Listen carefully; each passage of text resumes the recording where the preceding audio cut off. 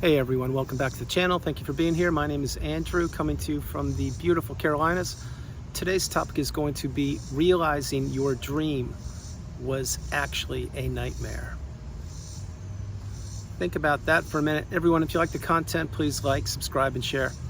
So, you had a dream. Perhaps it was to fall in love, create a family, build a future together, strike up a friendship, be the best sibling you could be, believe in your mom and dad, trust members of an organization or community that you were and or are a part of.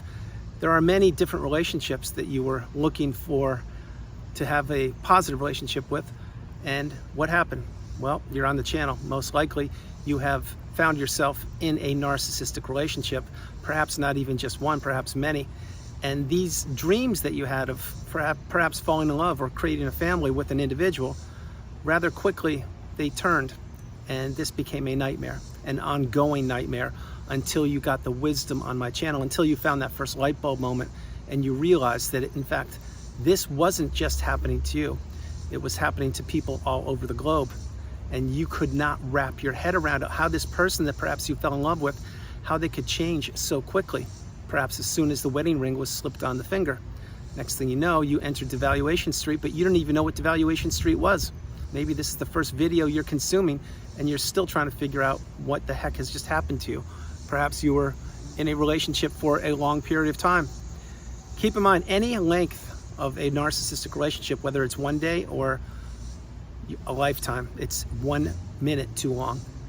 Having said all these things, when your dream became a nightmare and you actually realized it, what happened is, let's say it was a friend setting and you struck up a friendship with an individual and you met them at a gym, as an example, or at some event.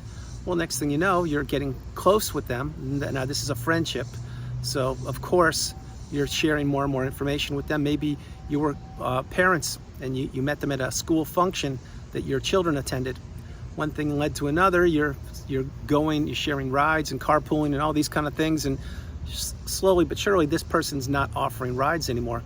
You find yourself giving the kids rides to schools and to events. Basically, you're a chauffeur now, an unpaid chauffeur. And this person has now seized an opportunity they saw in you that they could get you to do what they didn't want to do, which was take the kids to events or to school. Think about it. That kind of thing happens each and every day. The narcissist falls under the guise of a friendship, and boom, next thing you know, you're doing a million things for them and you're not even doing anything for yourself. Side note with that example, this person actually, maybe they're blowing up your phone at all hours of the day or evening, complaining about things and how they don't have X, Y, and Z, and that you have so many resources. If you could only just lend a hand for a period of time. They're going through challenging times. Well, probably they're going through challenging times because A, they most likely are a narcissist or a toxic individual, and B, if you're listening to them and their actions are getting worse and worse, or their words are getting worse and worse, in other words, their mask is slipping, I would run for the hills. But again, back then you didn't know what you were up against. You most likely just thought that this individual was having difficult times. You didn't realize you were being used and abused and manipulated. That is one example. Let's take the romantic setting for a moment. Let's say that you were looking to fall in love, or you wanted to fall in love, or you wanted to have kids or raise a family, build a future with an individual. Well, sure enough, what happened? Perhaps you wound up on a dating site or a dating app. Perhaps you were introduced to your spouse or partner by a mutual friend, and one thing led to another, and you found out rather quickly, wow, this person's actually amazing. How can they be single? I can't believe this. And what does that person do? Meaning the person that you fell in love with. Well, they're fawning all over you. They're blowing up your phone. They're texting you cute little emojis of hearts and all the fake love bomb. Again, you didn't know what a love bomb was. Now you're getting the wisdom, but the point is, you fell for it hook, line, and sinker. Slowly, you began to stop your activities. Slowly, you began to work perhaps a little bit less than you were, because now you were ingratiated or ingrained in a relationship with an individual, and it was going so well in the beginning, and it was moving at light speed, that what happened? You found yourself not exercising as much. You found yourself picking up kids from school, taking them to school, buying groceries, spending more time with these people. One thing led to another again, boom, you move them out of their house, you move them into your house, you sell your house, you buy a new house, and instant family right there, not even counting the wedding after you moved in together. All of these things may have happened. And then when it happened, you're thinking, oh my gosh, I've just accomplished so much in such a little bit of time, and now I'm part of a family. This is amazing. Well, what happened next? I'll tell you, wedding bells rang, The narcissist got their supply after looking forward to planning the wedding and to bullying people and to getting all the attention from the setting up of the arrangements of the wedding. The wedding bells rang. Of course, the narcissist gets supply then. But the very next day, there's no honeymoon. There's no intimacy. There's no spending time in the honeymoon suite. What it is let's jump in the car as fast as we can and get out of this arrangement, not the marriage, but the hotel, because you can't get back fast enough to the kids or to the members that attended the wedding. Now, think about what I'm sharing with you. Okay, well, this is not really correct, is it? No, it's not. It's red flag city, ding, ding, ding. But then what happens? Shortly thereafter, now the devaluation starts, because no longer are there people that the narcissist needed to perform for during that wedding. No longer are there people to set up the arrangements for the wedding, like the caterers and booking the event and the rooms and all these kind of things. That stuff's all dried up and faded away. Now you're left there with your spouse and you are in love, and they know you are in love. But remember, the narcissist can't fall in love. So what did? They began to slowly chip away at you. They began to drain you emotionally, spiritually, mentally, physically, financially, every which way they possibly could. But you kept working for the relationship because, again, you were in love, but you were being devalued. You couldn't wrap your head around it. You became more and more isolated. You became more and more alone in the relationship. You would be sitting with the narcissist and you would be trying to have an intelligent conversation with them. You would be tuned out because the narcissist was too busy on one of their 3 smartphones. Having said that, slowly, each and every day, what you would be doing is you would be figuring out that, oh my gosh, this relationship is not improving. It's actually getting worse. Yes, it's getting worse. I'm spending less and less time with the narcissist. I'm spending more and more time doing things for them, paying bills, picking up kids, buying groceries, doing home improvements, planning events, paying for vacations, making sure everything is right in the narcissist's aspect from their viewpoint, and raising the kids and extended family members. You're doing all of this, you're juggling so many things, and your health is beginning to take a hit, and your resources are certainly taking a hit. You went from zero credit card debt to a mountain of credit card debt, and now what are you figuring out? I'll tell you exactly what you're figuring out. You're figuring out that things are not changing for the better. They are not improving, they're getting worse. And this dream that you had is slowly becoming a nightmare. However, you have no one to speak to it about, because you can't wrap your head around how somebody could be so nice to individuals, including complete strangers, and treat them better than they treat you.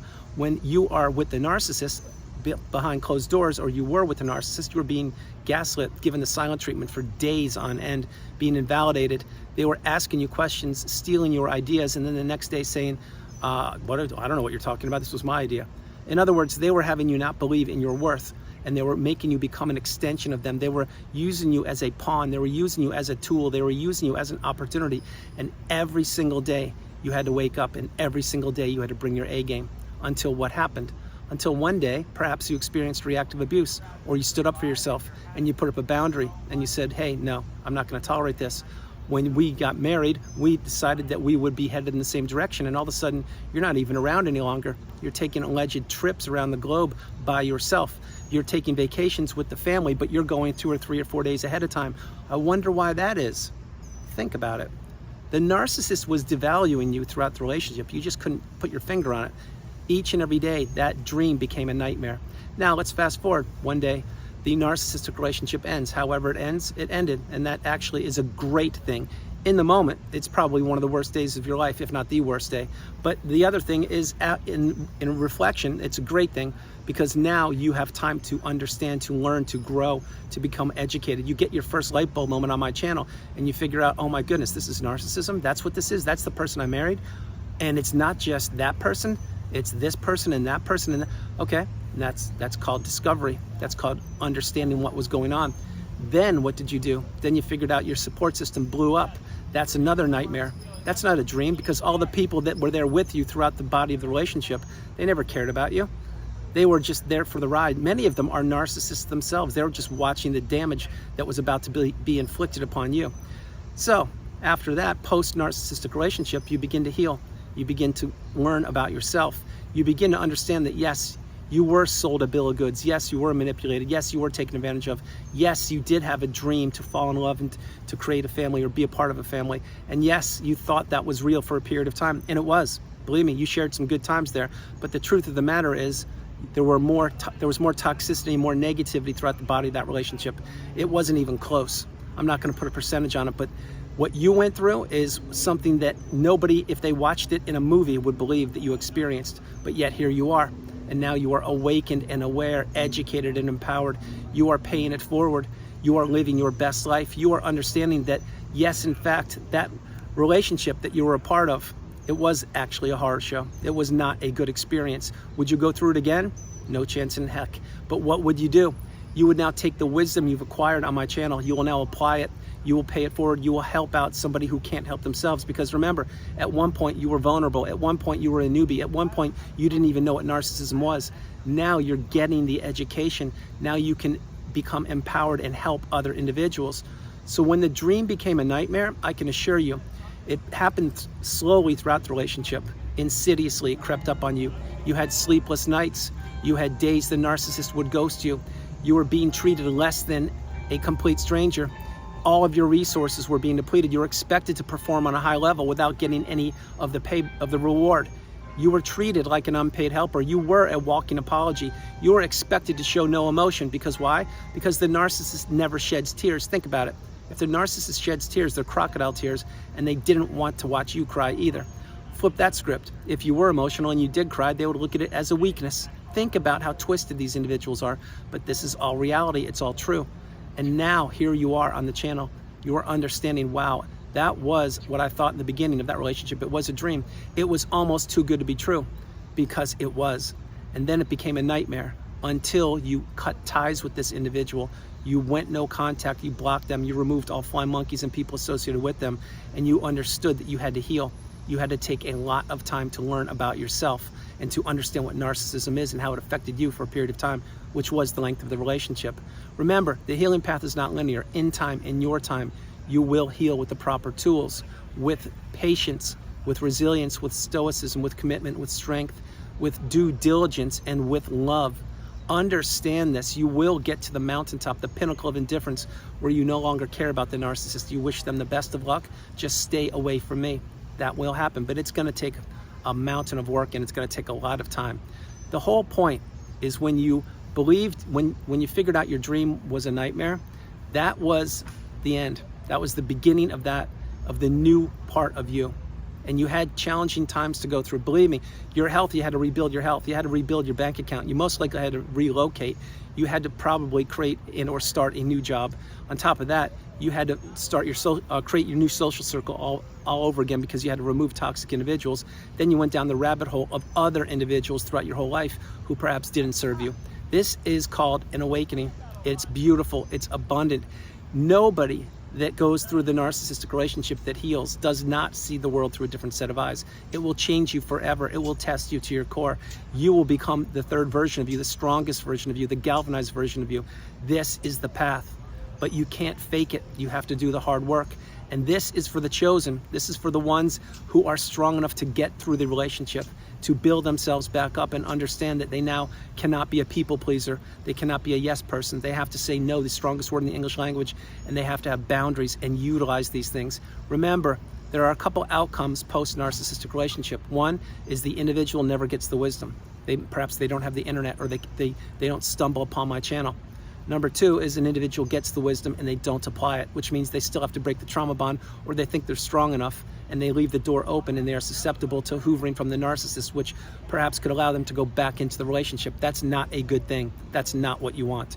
And the third is you acquired the wisdom on my channel and you're now applying it. This is the galvanized version of you. This is where you must get to. This is the path. Take action, if not now, when? So guys, that's the video. I hope you liked it. I loved doing it from the beautiful Carolinas. This is Andrew. Namaste. Have a great afternoon. Stay true, stay blessed. Continue to become awakened and aware, and understand you are the priority. You come first, second, and third. The relationship that you thought was a dream, yeah, it started off that way, I'm sure. And then throughout the body of the relationship, it became a nightmare, and it got worse and worse over time until the relationship ended. Guys, remember, no matter where you are on the planet, you are not alone. You are not alone. I love you all. God bless you, and I'll talk to you tomorrow. All right, bye, guys.